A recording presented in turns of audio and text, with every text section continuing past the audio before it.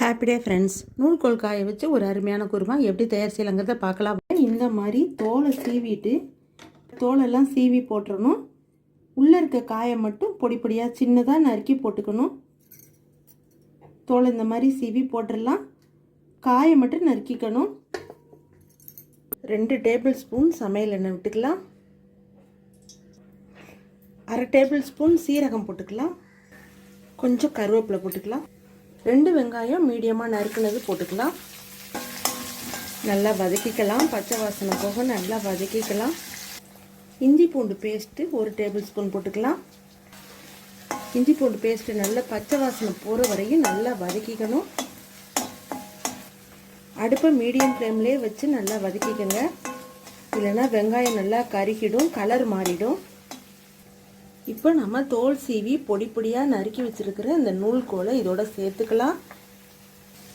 நான் 4 பெரிய நூல்கோல் தோல் சீவி நறுக்கி வச்சுருக்கேன். அதை இதோட சேர்த்துக்கிறேன்.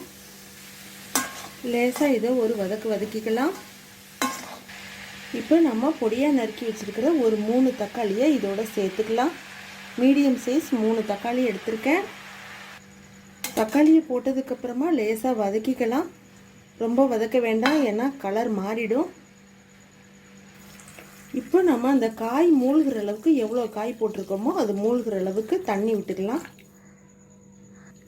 நூல்கோல் காய் வேகிற அளவுக்கு உண்டான உப்பு இதோட சேர்த்துக்கலாம். காய் நல்லா வேகட்டும். அதுக்குள்ளேயும் நம்ம குருமாக்கு அரைச்சிட்டு வர்றதை பார்க்கலாம். என்ன அரைக்கணுங்கிறத பார்க்கலாம். குருமாக்கு அரைக்கிறதுக்கு ஒரு 3 பச்சை மிளகா போட்டுக்கலாம்.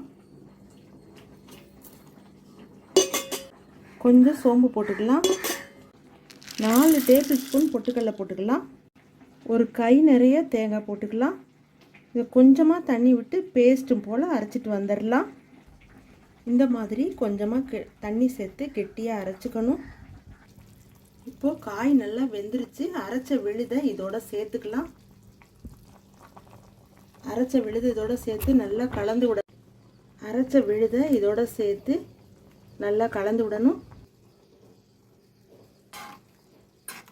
நல்லா ஒரு கொதி விட்டோன்னா அடுப்பை ஆஃப் பண்ணிடலாம். கொத்தமல்லி தழை தூவி அருமையான குருமா தயாராகிடுச்சு. இது சப்பாத்தி, தோசை, இட்லி எல்லாத்துக்குமே சைடிஷாக தொட்டுக்கலாம். நல்லா ஒரு கொதி வரட்டும். அடுப்பை ஆஃப் பண்ணிடலாம். நல்லா கொதித்த உடனே நூல்கோல் ஒயிட் குருமா தயாராகிடுச்சு. செம்ம டேஸ்ட்டாக இருக்கும்.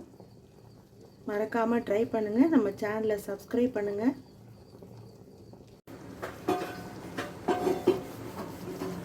செம்ம டேஸ்டான நூல்கோல் காய் குருமா தயாராகிடுச்சு. தேங்க்யூ.